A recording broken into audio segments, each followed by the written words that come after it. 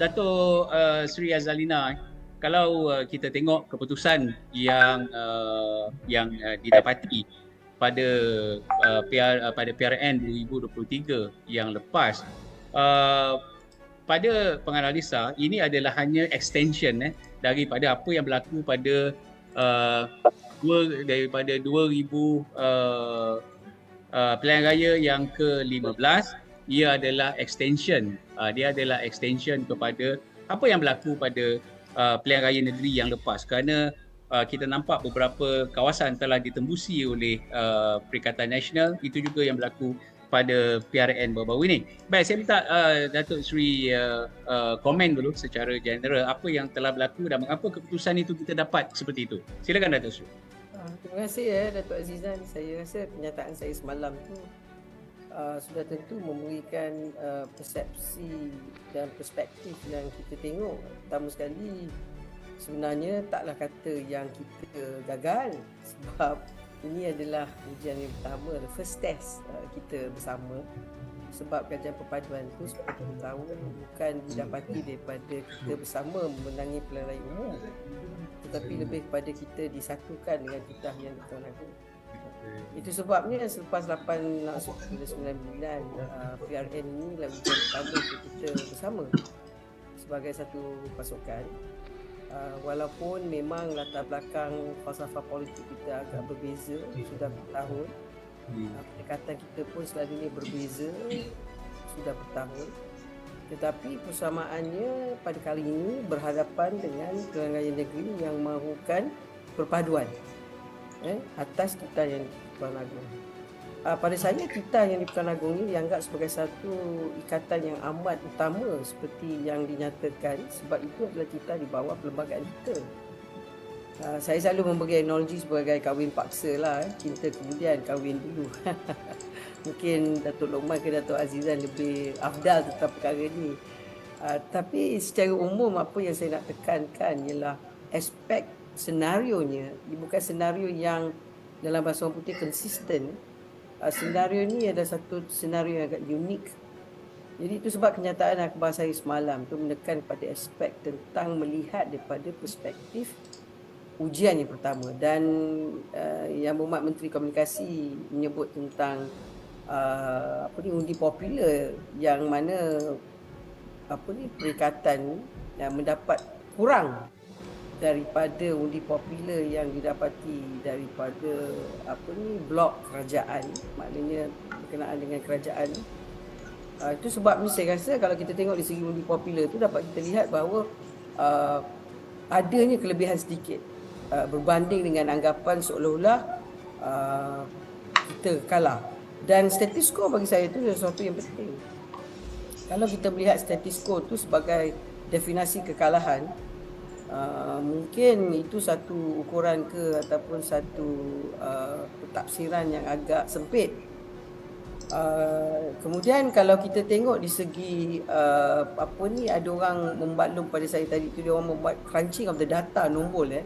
Saya tak dapat kepastian, tapi secara ambang kalau kita lihat daripada 108 DUN yang Barisan Nasional bertanding, undi Barisan Nasional di dalam 53 DUN meningkat. Kemudian daripada 137 DUN yang PH bertanding, undi PH di 94 DUN meningkat. Kenaikan undi BN di DUN-DUN. Negeri-negeri itu kita boleh buat breakdown seterusnya. Dan kemudian kalau kita tengok daripada PN sendiri, maknanya Perikatan Nasional itu sendiri, boleh dilihat sebagai turun undi di beberapa DUN. Terengganu 8 DUN, Selangor 2 DUN, Kedah 2 DUN, Kelantan 36 DUN. Jadi maknanya apa yang saya nak nyatakan di sini ialah kalau kita nak kira undi tu satu persatu tu, pelbagai perspektif yang boleh kita lihat. Tetapi bagi saya tajuk perbincangan kita di mana salahnya silapnya Datuk Dr. Azizan menyatakan ini sebagai pendekatan naratif untuk membuka mukadimah perbualan kita pada hari ini. Tetapi saya rasa kita kena tekan kepada di manakah kejayaannya, bukan di manakah kesalahannya, tapi bagi saya di manakah kejayaannya. Dan saya lihat selepas 8 bulan disuruh hidup bersama. Ini adalah ujian kepada kejayaan. Pada saya kejayaan yang pertama. Status quo. Itu pandangan saya. Datuk Luqman, kalau kita nak menyambung apa yang Datuk Seri Azalina sebut tadi, dari segi mata kasarnya orang hanya melihat PRN ini menjurus kepada prestasi UMNO Barisan Nasional. Sedangkan kalau kita tengok dalam kerangka yang lebih besar, jumlah yang berjaya didapati oleh Pakatan Harapan dan Barisan Nasional, kalau kita tengok rata-ratanya dia menunjukkan peningkatan dari segi jumlah undi popular, dan mungkin ada data yang Datuk Luqman boleh share tentang keseluruhan pencapaian PHBN di peringkat persekutuan dan juga total di peringkat Dewan Undangan Negeri di seluruh negara. Silakan Datuk Luqman. Okey, Assalamualaikum warahmatullahi wabarakatuh. Pertama sekali saya rasa hakikat dan realiti yang kita kena sedar bahawa kita punya indoktrinasi ataupun kita punya propaganda terhadap musuh kita DAP selama hari ini terlalu berjaya. Ini hakikat dan realiti dia. 58 tahun kita telah menanam bak kata orang itu DAP sebagai sebuah parti yang resis, chauvinis daripada zaman pemerintahan Mahathir, dan kita tak boleh nafikan ianya diteruskan oleh kepimpinan selepas Tun Dr. Mahathir. Namun walaupun propaganda ini kita mainkan 58 tahun ketika DAP bermusuhan dengan kita, tiba-tiba bila rakyat membuat keputusan supaya dia tak benarkan BN memerintah secara bersendirian, PN tak dibenarkan memerintah secara bersendirian, PH tak memerintah secara bersendirian, rakyat tak bagi mana-mana parti memerintah secara bersendirian, rakyat suruh kita berpakat. Maka akhirnya ke bawah duli tuanku menitahkan supaya kita berpakat. Peringkat awal, kalau Muhyiddin memikir tentang soal Islam, soal kekuatan Melayu, dia sepatutnya menerima, kerana kalau Perikatan Nasional terima, maka kita akan ada sebuah kerajaan yang mempunyai 156 ahli parlimen, yang mana 103 daripadanya Islam dan Muslim, manakala hanya 53 bukan Islam dan bukan Muslim.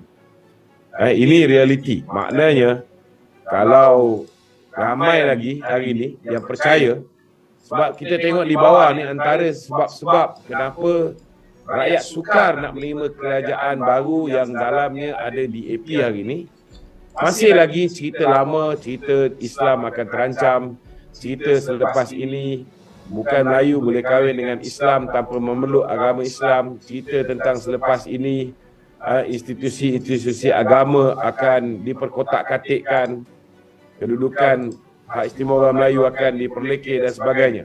So lebih kepada isu-isu 3R terutamanya religious dan juga race issue.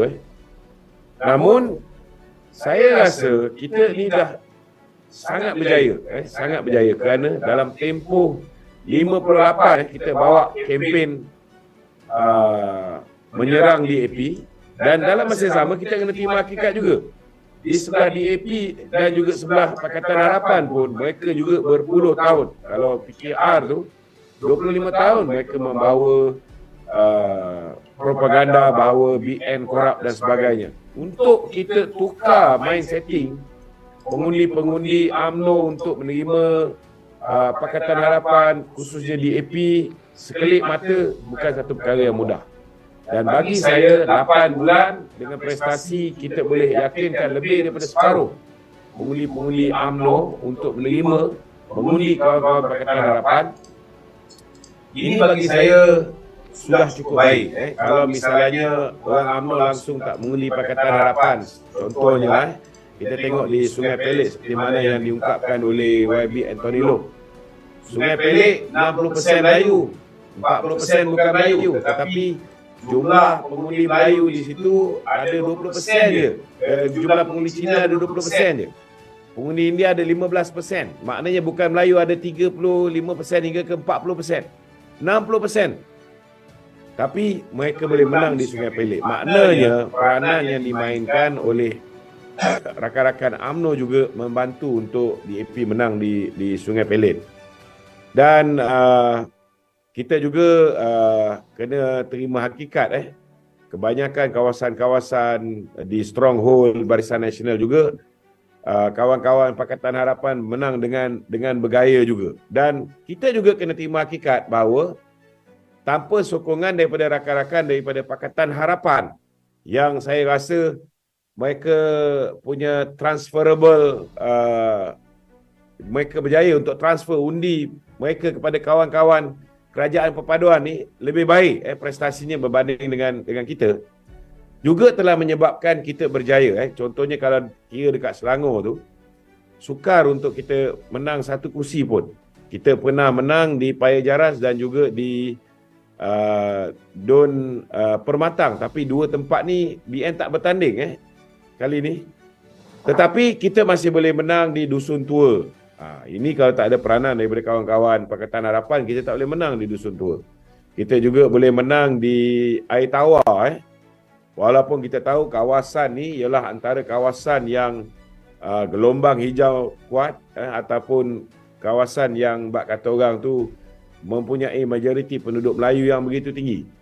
So bagi saya, pencapaian 8 bulan kita bersama ni, kita dah capai ke tahap boleh menang 3 negeri dan undi popular kita lebih banyak daripada rakan-rakan Perikatan Nasional. Undi popular kita lebih kurang 17,017